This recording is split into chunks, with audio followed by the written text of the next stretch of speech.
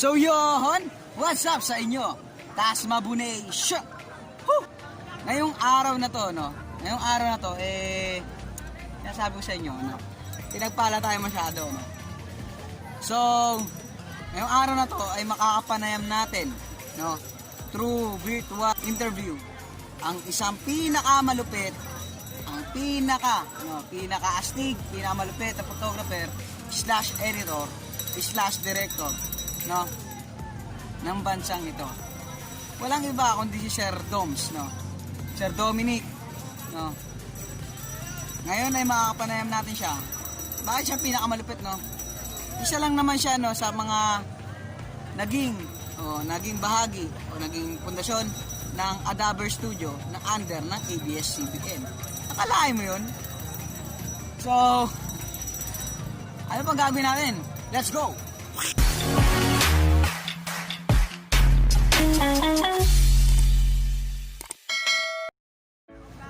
So yun. So magandang araw sa iyo, Sir Doms. Magandang araw sa ating mga viewers, sa ating mga TasMaBu Nation dyan. So bago muna lahat, Sir Doms, batiin muna natin o batiin muna ninyo ang ating mga kababayan na nanonood ngayon. Okay.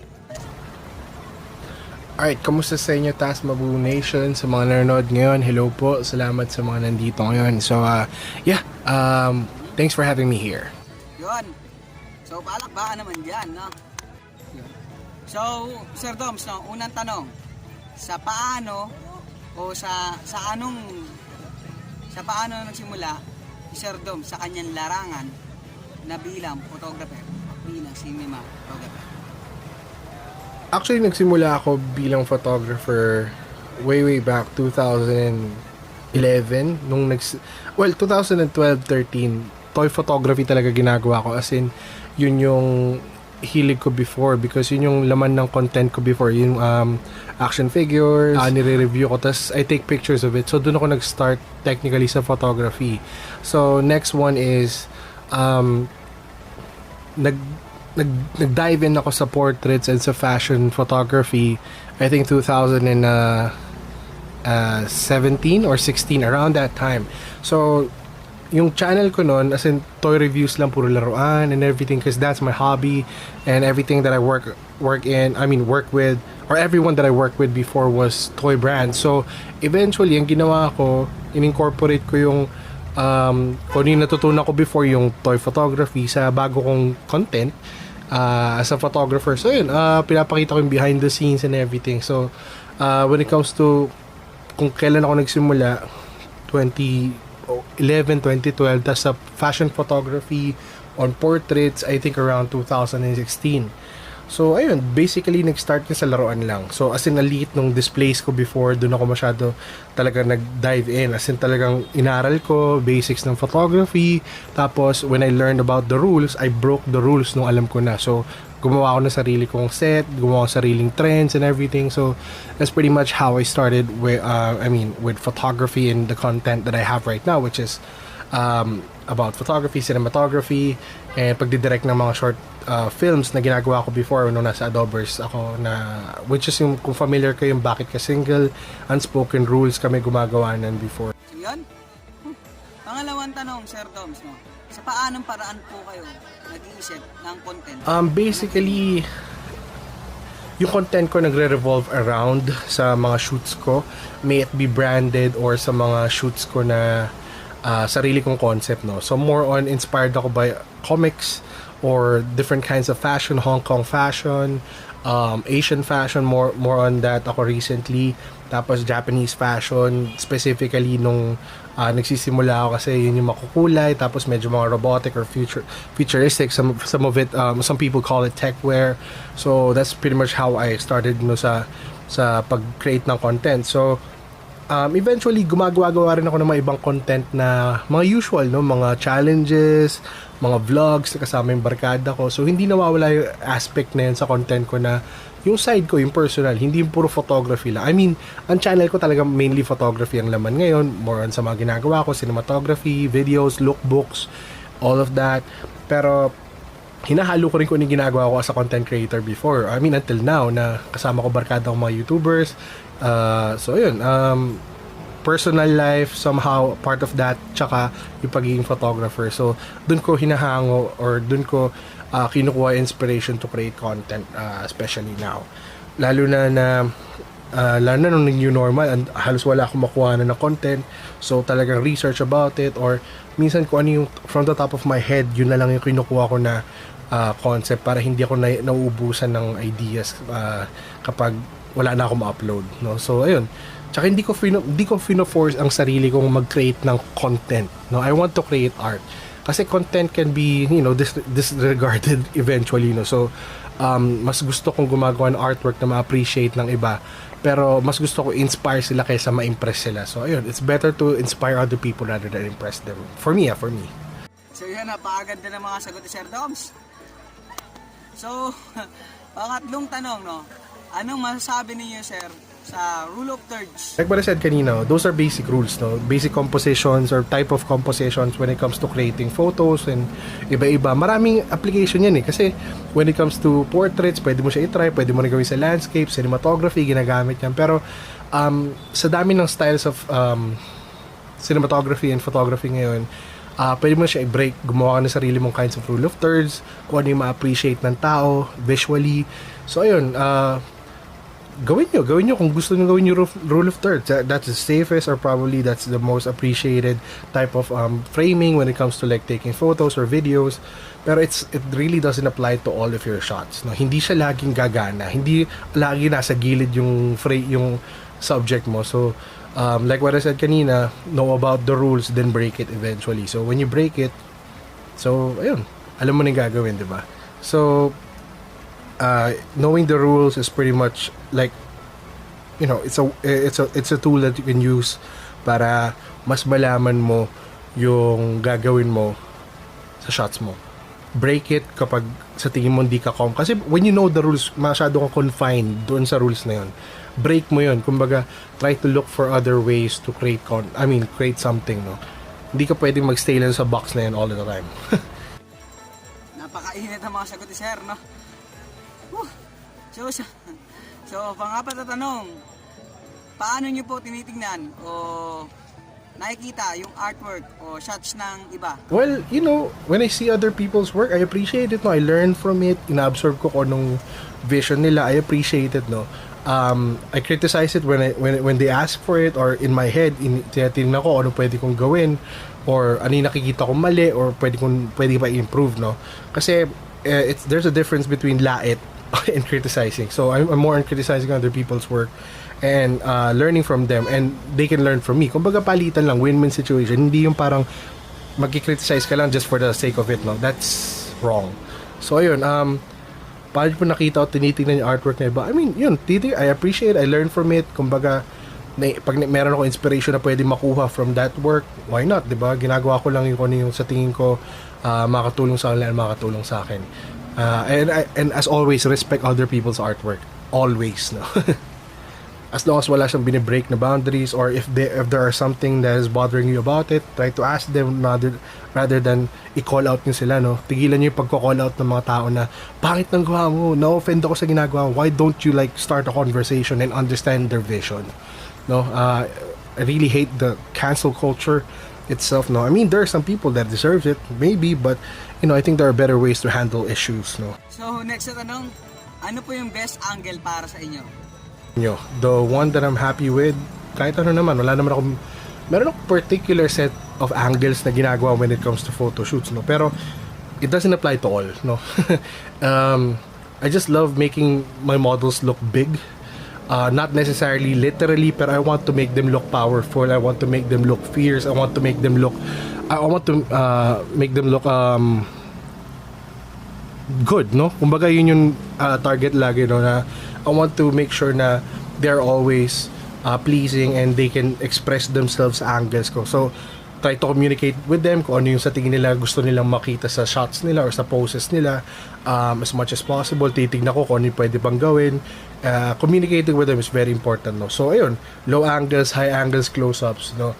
And for me, every time na nagsushoot ako, coverage is very important. Ibig sabihin ng coverage, ikuha na mo lahat ng pwedeng angles na makukuha mo hanggang sa kaya mo. So close-up, mid-shot, wide shot. then go crazy, no? Yung fourth is kahit ano na. Basta itong tatlo na to, importante. Close up, mid shot, tsaka wide shot. Yun yung pinaka-importante. Para may coverage ka. It's very important, no? Para hindi ka naghahanap ng shot, sayang, dapat pala kinuha na ko to ng close up. So, para di mo gawin yun, di ka manghinayang. So ito, Sir Doms, ito pinakamagandang magandang tanong. Binato sa atin, no, ng mga TasMaBu Nation natin diyan, no. Ano po masasabi ninyo sa katagang ito? Ang hindi nakikita ng mga mata ko ay nakikita ng camera ko. Well, depende because those lenses can make things look bigger, make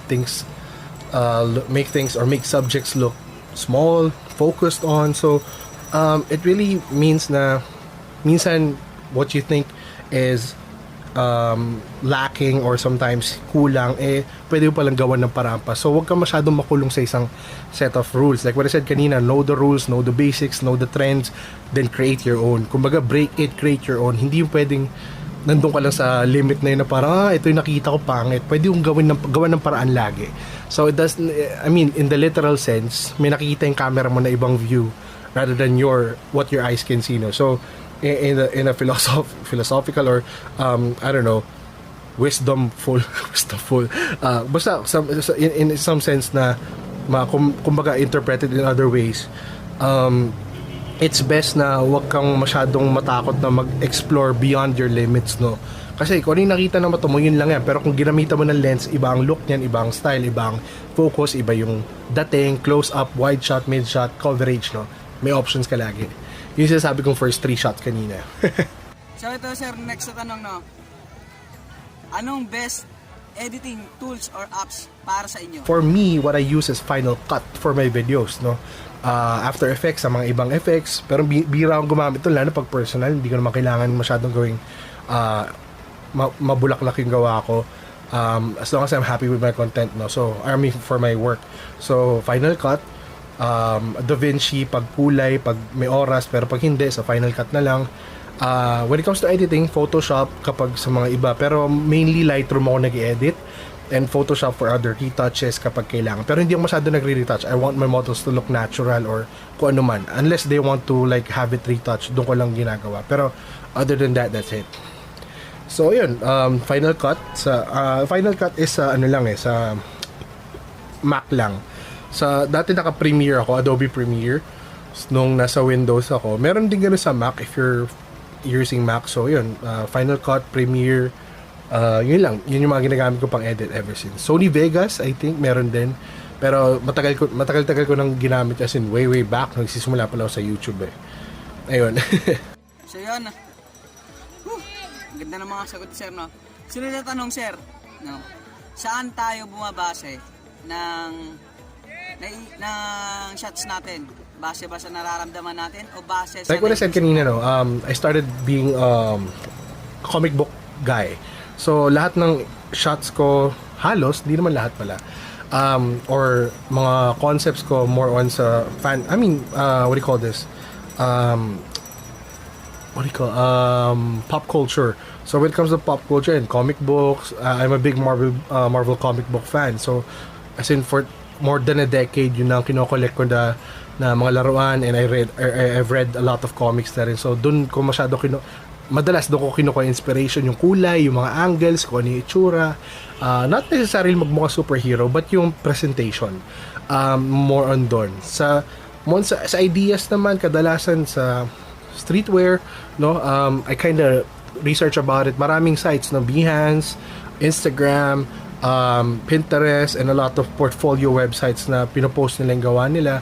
I research about the style, pinag-aaralan ko, and then kapag kaya ko nang gawin, tatry ko execute mag-isa, then I try to break it, no? Kung gumagawa ko sarili ko style, kasi iba ang inspiration sa imitation. Huwag niyong gagayahin yung gawa ng iba. Gawin niyo siguro just to try, pero wag to claim it as yours. Kumbaga, be inspired, kumbaga create your own, kumbaga get something from that work and then create something better. Yun lang naman. So, as always, no, just stay creative, pero know your limits din. So yun, doon ko madalas kinukuha yung mga inspirations and sa mga concepts ko. And sometimes kapag based on emotions, depende kung ano sa tingin ko. I study films, I study photo sets, movies and everything, no, sa mga ibang short films inaaral ko kasi pwede mong i-adapt yun sa photos mo. Like for example, a movie inspired photo shoot, pwede yun. Or something like that. Basta reach around the concept then go crazy with it, no? Yun. Woohoo. So next na katanungan, sir, no?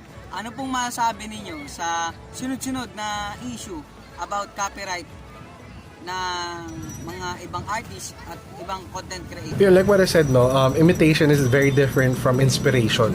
Walang problema kung na-inspire ka sa gawa ng iba, pero if you think na, kumbaga alam mo yun alam mo sa utak mo yun na ginaya mo ba, tignan mo yung gawa mo kung kaparehas na kaparehas ng inspiration mo.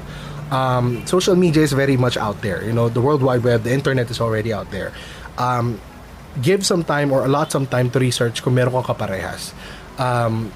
And consent is very important, no. Maraming bagay na pwede mong i-handle privately na hindi mo kailangang nasabihin na ay gawa ko, ginaya ko lang dito, or hindi, original ko to, nagkataon lang magkaparehas, no. Try to settle it privately, no.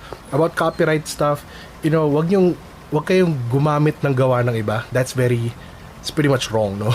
Wag niyo i-claim na kayo gumawa niyan, hindi naman kayo. So stop doing that. I've experienced that, no, maraming gumagamit na assets ko before, so magamit ko, I make sure na these are mine, I created by myself, hindi ako gumagamit ng stock kadalasan. Now, kasi before diba, nag-start pa lang naman ako, so inspiration here and there, pero I make sure na hindi ko ginagaya. Or if may kagaya man, I talk to them, or as much as possible, communicate with them properly, hindi yung iwasan mo sila, that's wrong. So, yun lang naman, be careful lang with what you put out there, no? It's not just copyright, not about gayang content, but creating content na medyo foul. So be responsible with what you post. Ang dami ng resources out there for us to use para malaman kung tama ba yung pinopost or may mali ba sa ginagawa natin. Yun lang, no? When you're wrong, accept it. When you're right, fight for it, pero fight for it rightfully. Wag yung nang babash kayo ng ibang tao, that's wrong. So yan, panghuling tanong, sir. Huli-huli na to, no? So, ano pong payo o payo na maibibigay natin sa mga young artist o young photographer na katulad nyo po, no? You know, sa panahon ngayon, marami ng artists. As in, even before, no, they can say na, marami ng artists ngayon. Sana wag kayo ma-discourage na, uy, marami nang nauna, bakit ko patatry, baka hindi ko na maabot. Don't compare your stories or don't compare your race, your passion, kung ano may tinatahak mo sa ginagawa ng iba. Di baling nauna sila, hayaan mo sila, that's their life. Kumbaga, that's their path, that's their dream. Create your own, no? Hindi naman laging magfo-focus yung kwento sa kwento nila. Create your own. Kumbaga, wag mo i-compare yung kwento nila sa kwento mo. Gawin mong maganda yung sa'yo. Ikaw ang may kakayahan, ikaw ang may right gawing maganda yan at mas, you know, maging fruitful and everything. So, be careful lang with following your dreams, no? Be responsible. Hindi yung, ito na ata yung gagawin ko. Be mindful na hindi lahat ng goals ma-achieve mo nang hindi ka nagfe-fail. Magfe-fail at magfe-fail ka. Progress requires failure. Kumbaga, magkakamali ka and matututo ka. Doesn't mean na nagkamali ka ngayon, tapos na. Don't end your story there. Learn from it and create more ways or more opportunities for you. Kasi the more that you discourage yourself na, walang mangyayari sa akin, tigil ko na to, stop it, no? Don't tell yourself na hindi nyo kaya. Kasi kaya nyo, okay? I'm not saying this na para maging inspirational, no. Just basing it from what I've experienced, progress over perfection. Hindi ko ina-aim maging perfect, hindi ko ina-aim na maging pinakamagaling. Ina-aim ko lang na gumaling lagi at matuto and accept na magkakamali ako, na minsan may mga bagay na hindi para sa akin, may mga bagay na pwede naman sa akin pero hindi ko lang ina-accept. So be knowledgeable about that. Tsaka be mindful about what you're capable of, no. Alamin nyo kung ano yung capabilities nyo as a creator, then gamitin nyo yung tools na yun. Tsaka huwag kayong matakot matuto, no? Wala namang problemang mag-explore na ibang bagay. Mahaba ang buhay natin, no? Huwag kayong matakot na late na, baka hindi ko na magawa to. Stop telling yourself na it's too late. You can start again. Yun lang. And sana huwag kayong mag-create ng content just because gusto nyong sumikat. Create content because you want to create artwork. art that can inspire other people, not just impress. Siguro kung may pumalakpak sa gawa nyo, go. Pero remember na merong mga magagalit at hindi gusto gawa nyo. Pero just keep going. As long as wala ka sinasagasaan at tinatapakan tao, keep doing what you're doing. So, ayun. And yeah, maraming salamat sa inyo, TasMaBu Nation, sa pag-imbita sa akin dito sa show na to. Thank you so much and more power to you guys. That's all. Peace out. Maraming salamat po, Sir Dom, sa pagpapaunlak, no, sa akin, sa pagpapaunlak sa mga TasMaBu Nation natin dyan na patuloy na sumusuporta sa atin, no. Gaya na sabi ni Sir Doms, no, support co-artist, no. Huwag tayo maggila pababa, huwag tayong magbatukan, no. Bigyan natin ng oportunidad yung iba na gumawa ng mga artwork, no. Huwag tayong mahiya, huwag tayong matakot, no, sa husga ng ibang tao. Pero natural lang yan, no. Natural lang na madapa ka, natural lang na magkamali ka, no. Hindi ka magsasucess kung hindi ka magkakamali. At kung hindi ka magtatagumpay kung hindi ka madadapa. Gets mo? So, please like, comment, share, subscribe to my YouTube channel, TasMaBu TV po. So, yun. Maraming salamat. So, ingat. God bless. Goodbye.